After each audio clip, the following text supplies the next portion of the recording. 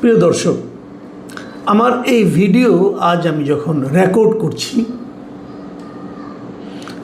সেই সময় পর্যন্ত খবর হলো যে এনসিপির নেতারা, শীর্ষস্থানীয় নেতারা, তারা হবিগঞ্জ শহরে ঢুকতে পারছেন না। তারা হবিগঞ্জ ঢোকার আগেই হবিগঞ্জেরই মিরপুর এলাকায় তাদের গাড়ি বহরকে পুলিশ আটকে দিয়েছে এবং আটকে দেওয়ার পর তারা ওখানেই রাস্তার উপর বসে পড়েছেন নাহিদ ইসলামের নেতৃত্বে শীর্ষস্থানীয় নেতারা। এর মধ্যে বৃষ্টি হয়েছে, তারা বসে থেকেছেন। তারাও ভেতরে ঢুকবেন, পুলিশের ভেতরে ঢুকতে দেবেন না, এরকম একটা পরিস্থিতি। প্রশ্ন হলো, দেশে এখন রাজনৈতিক পরিস্থিতি কি এমন হয়েছে যে একটা জাতীয় সংসদে তৃতীয় বৃহত্তম দলের নেতাদের এরকম রাজপথে বসে পড়ার মতো, অথবা কোথাও একটা শহরে তারা ঢুকবে, সেই শহরে তাদেরকে ঢুকতে দেওয়া হবে না, এমন একটা পরিস্থিতি কি উদ্ভব হওয়ার কথা? কেন এমন ঘটনাটা ঘটল? আমি এটা নিয়ে একটু কথা বলতে চাই।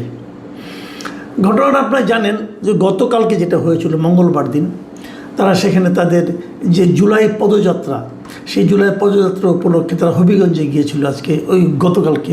সেখানে তারা মিটিং করেছে। মিটিং করার পর তারা যখন ফিরে আসবে, সার্কিট হাউসে যাবে, তখন তাদের গাড়ির উপর বেপরোয়া হামলা হয়েছে এবং সেই হামলাগুলোর ভিডিও আমরা বিভিন্ন জায়গায় দেখেছি, সোশ্যাল মিডিয়ায় দেখেছি। একাধিক ভিডিও আমারও চোখে পড়েছে, আমার ধারণা আপনারাও দেখেছেন। সেই ভিডিওগুলোতে দেখা যাচ্ছে যে তারা এনসিপির যারা নাকি লোকজন যারা আছে তাদেরকে বেধড়ক পিটাচ্ছে, লাঠি দিয়ে পিটাচ্ছে, রড দিয়ে পিটাচ্ছে। এনসিপির লোকজন যে গাড়িতে করে এসেছিল সেই গাড়ির ড্রাইভারকে পিটাচ্ছে। পরে দেখলাম যে সার্জিস আলমের হাতে ব্যান্ডেজ, তাকেও পিটানো হয়েছে। তো এই যে ঘটনাগুলো, এগুলো কেন ঘটল? ওখানকার যিনি আপনার ছাত্রদলের যিনি লিডার আছেন, তারা বলছেন যে তারা সেখানে এমন অশালীন কথাবার্তা বলেছে এবং খুবই আপত্তিকর কথাবার্তা বলেছেন ওই জনসভায় এনসিপির নেতারা, বিশেষ করে পাটোয়ারি সাহেব, যে কারণে বিক্ষুব্ধ ছাত্র জনতাই নাকি এই কাজটা করেছে। আর এনসিপির পক্ষ থেকে অভিযোগ করা হয়েছে এই কাজটা করেছে ছাত্র দলের লোকজন।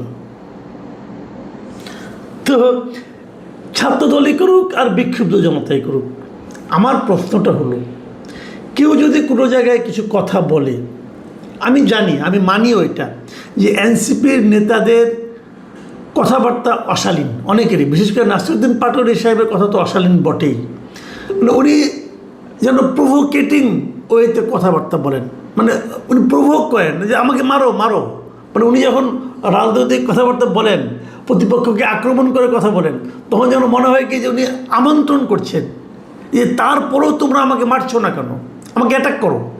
তো এই ধরনের কথাবার্তা উনি বলেন, বহুদিন ধরেই বলেন, এবং এইভাবে বলে বলে ওনার বেশ জনপ্রিয়তাও হয়েছে, এটাও সত্য।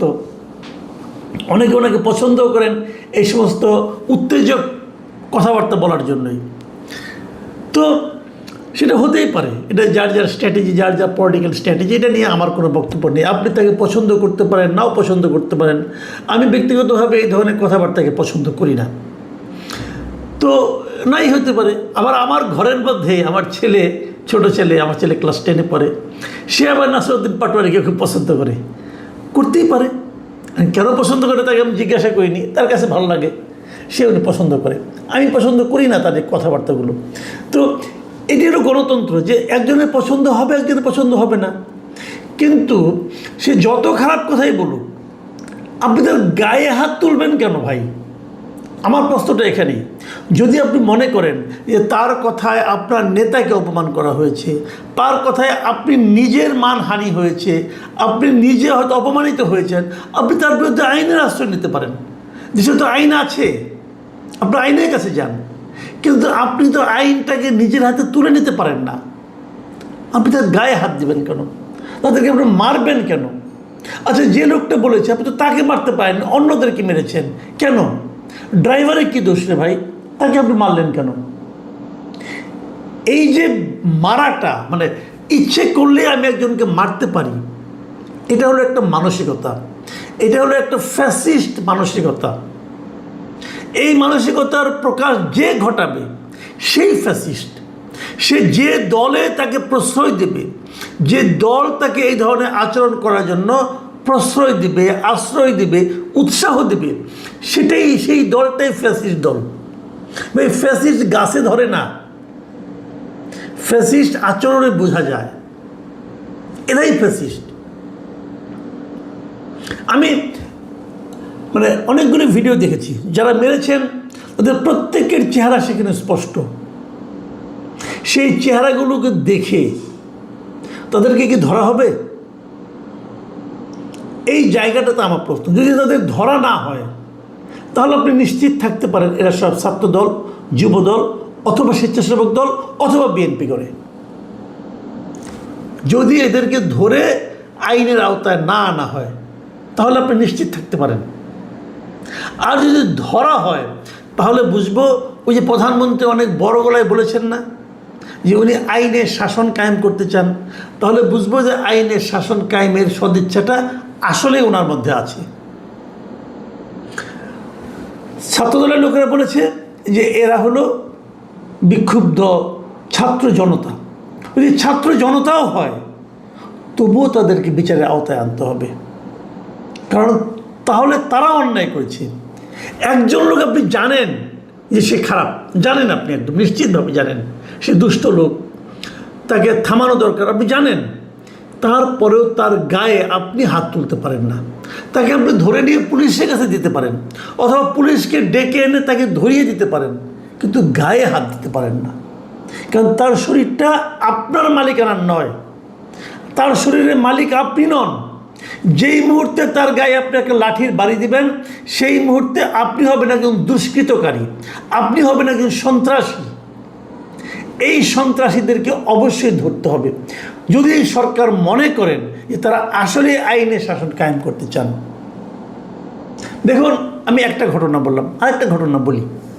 গত দুদিন ধরে দেখছি, সেটা হলো রাজশাহী ইউনিভার্সিটিতে গত 27 জুলাইয়ের ঘটনা। প্রথম কিছু স্টুডেন্টদের মধ্যে একটা বিষয় নিয়ে বিরোধ তৈরি হয়েছিল, সেটা মীমাংসা করতে গিয়েছিল বিশ্ববিদ্যালয় কর্তৃপক্ষ। সেই মীমাংসাকে কেন্দ্র করে বিরোধ আরও বেড়েছে, এবং এগুলো কী কী হয়েছে এগুলো আপনি পত্রপত্রিকা পাবেন। কিন্তু ঘটনা যেটা ঘটলো সেটা হলো যে পরশুদিন দেখলাম যে রাকসুর যিনি সাধারণ সম্পাদক মিস্টার সালাউদ্দিন আম্মার, এই সালাউদ্দিন আম্মার বিখ্যাত লোক, কিন্তু সে নানা জনের বিরুদ্ধে নানা কিছু করে, মবের জন্য উস্কানি দেয়, অনেক কিছু করে। আমার বিরুদ্ধে দিয়েছে মবের জন্য, তার আমরা অনেক ঘটনা শুনেছি। আমি হঠাৎ করে দেখলাম যে সে একটা বেলচা হাতে নিয়ে একজনকে মারতে যাচ্ছে, চিৎকার চেঁচামেচি করছে, তাকে মারবে, মেরে ফেলবে, অমুক করবে, তমুক করবে। এটা কারোর অধিকার তাকে কে দিল? সে বিশ্ববিদ্যালয়ের স্টুডেন্টরা তাকে ভোট দিয়ে সাধারণ সম্পাদক বানিয়েছে তাদের ছাত্র সংসদের। অবশ্যই এটা তার জন্য একটা বড় অর্জন। এই অর্জনের বিনিময়ে তাকে কি এই ক্ষমতা দেওয়া হয়েছে সে বেলচা দিয়ে কাউকে মারতে পারে? সে কি আইন নিজে বানাবে? আইন বানানোর তার কোনো অধিকার আছে? নিজের মতো করে বিচার করে রায় দিয়ে সেই বিচারের রায় বাস্তবায়নের অধিকার তাকে কেউ দেওয়া হয়েছে? দুজন ছাত্রকে পিটিয়ে, গরুর মতো পেটানো হয়েছে। গরুও বোধহয় মানুষ এভাবে পেটায় না। তাদেরও ছবি দেখলাম। এই সালাউদ্দিন আম্মার বাঁশ দিয়ে, লাঠি দিয়ে সে নিজে পিটিয়েছে, এবং তার সঙ্গে অন্যরা ছিল। পেটানোর পর দেখলাম যাদেরকে পিটিয়েছে তাদেরকে পুলিশ অ্যারেস্ট করেছে। অপরাধ কি? অপরাধ হলো তারা নাকি নিষিদ্ধ ঘোষিত ছাত্রলীগের সমর্থক। নিষিদ্ধ হয়েছে ছাত্রলীগ কবে? সেটার এখনও সমর্থক আছে, তার প্রমাণটা কি? তার গায়ে লেখা ছিল যে আমি ছাত্রলীগের সমর্থক, লেখা ছিল। কে সিদ্ধান্ত দিল? সালাউদ্দিন আম্মার সিদ্ধান্ত দিয়েছেন। ওনার কাছে মনে হয়েছে এই লোকটা ছাত্রলীগের সমর্থক, অতএব তাকে পেটানো যায়।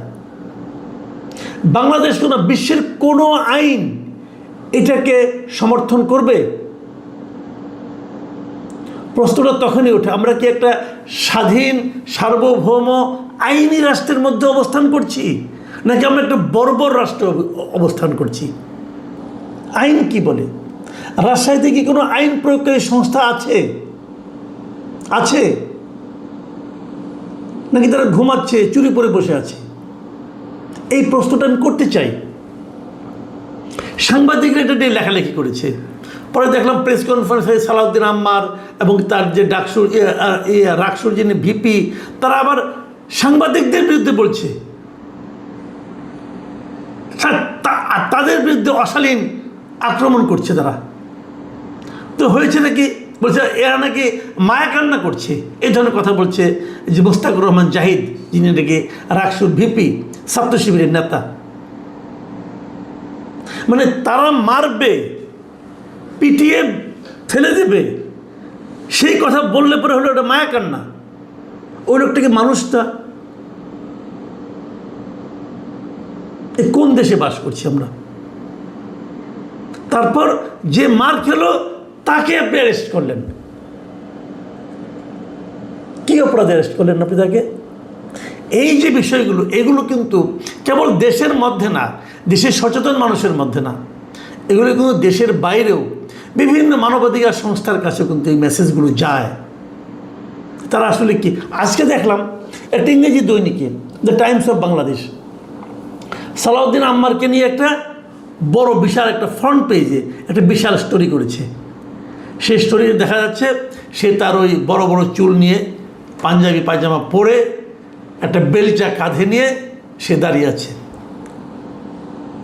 আর হেডলাইনটা কি, আম্মারস র্যাকলেস রেইন অ্যাট RU, মানে রাজশাহী ইউনিভার্সিটি। মানে রাজশাহী ইউনিভার্সিটিতে আম্মারের যে বেপরোয়া রাজত্ব, এই হলো সেই লেখার শিরোনাম। ইংরেজিতে লেখা, বিদেশিরা পড়ে না এটা বিদেশিরা পড়ে এদেশের আইন শৃঙ্খলা নিয়ে তাদের কী ধারণা হচ্ছে। রাজশাহী যারা নাকি আইন শৃঙ্খলা রক্ষার দায়িত্বে আছেন, তাদের সম্পর্কে তাদের কত উচ্চ ধারণা হচ্ছে। বিশ্ববিদ্যালয় কর্তৃপক্ষ হয়তো, বিশ্ববিদ্যালয় কর্তৃপক্ষ করবে তো কী করবে, তারা তো নিজেরাই ভয়ে কাঁপে। কতগুলি মেরুদণ্ডী লোক ওখানে বসে আছে, নিজেরাই ভয়ে কাঁপে। এবং এই রিপোর্টটা যদি আপনারা পড়েন, যদি সময় পান পড়ে নিন, ডিটেল কাহিনী আছে আম্মারের অতীত কর্মকাণ্ড সম্পর্কে। সেগুলো পড়লে যে কেউ বলবে এই ছবিটা বরং কম করা হয়েছে, ছবিটাতে কম দেখানো হয়েছে। আমি মাননীয় প্রধানমন্ত্রীকে বলবো যে আপনি আপনার কোন ইমেজটা মানুষকে দেখাতে চাচ্ছেন, আপনি আপনার কোন ইমেজ তৈরি করতে চাচ্ছেন, সেগুলো আমরা একটু বুঝতে চাই ভাই। যে জিনিসটা রাজশাহীতে ঘটছে, যে জিনিসটা হবিগঞ্জে ঘটছে, এ ধরনের আরও অনেক ঘটনা ঘটছে দেশে। সালাউদ্দিন আহমেদ সাহেব জ্ঞানী লোক, আমার কাছে তো মাঝে মাঝে ওনাকে ফিলোসফারের মতো মনে হয়, স্বরাষ্ট্রমন্ত্রীর দায়িত্বে আছেন। ওনারা কি এগুলি দেখেন না ভাই? এগুলি পড়েন না আপনারা? আপনাদের একটুও লজ্জা লাগে না? আরেকটা কথা বলি, সেটা হলো হবিগঞ্জে যে গতকালকে ঘটনা যেটা ঘটেছে, এরপর আজকে আবার যে এনসিপির লোকজন সেখানে গেছে, এটা ওরা আমার কাছে একটু বাড়াবাড়ি মনে হয়েছে। মানে এটা হলো কি, ওই পায়ে পা দিয়ে ঝগড়া করার যে ব্যাপারটা, আমার কাছে এরকম মনে হয়েছে। আপনাদের কালকে অনুষ্ঠান করেছেন, আপনাদেরকে আপনারা প্রহিত হয়েছেন, আপনি তার বিচার চান, কিন্তু আবার আজকে ওখানেই আবার অনুষ্ঠান করতে হবে, এই জেদ, এর কী মানে আছে ভাই? আপনাদের সঙ্গে তো লোক নেই, আপনাদেরকে জিনিস বুঝতে হবে। এই লোকগুলো দুষ্ট, পুলিশ যারা আপনাদেরকে মারছে তারা দুষ্ট লোক, মানলাম। পুলিশ আপনাদেরকে হেল্প করছে না, ওটাও মানলাম। তাহলে আপনি ওখানে আবার যাচ্ছেন কেন? মানে ইনভাইট করছেন যে আসো আমাদেরকে মারো, অথবা আপনি কার ইগোতে আঘাত করছেন? তো এটাও কিন্তু আমার কাছে একটু বাড়াবাড়ি মনে হয়েছে। আমি মনে করি যে আমাদের মধ্যে গণতান্ত্রিক যে চিন্তাটা, গণতান্ত্রিক যে চেতনাটা, এটা যদি সবার মধ্যে না আসে, আপনি এক পক্ষের কাছ থেকে আশা করলে কিন্তু হবে না। তবে এই জিনিসটা আগে আসতে হবে সরকারের কাছ থেকে, কারণ এই সরকার রাষ্ট্র ক্ষমতায় আছে। তার আগে আইন শৃঙ্খলা ব্যবস্থাকে ঠিক করবে। কে অপরাধ করলো তার মুখের দিকে তাকাবে না, অপরাধের দিকে তাকাবে, তার ব্যাপারে ব্যবস্থা নেবে, তারপর তারা দেখবে যে আর কি হয়। প্রিয় দর্শক, এখন এ পর্যন্তই। আল্লাহ হাফেজ।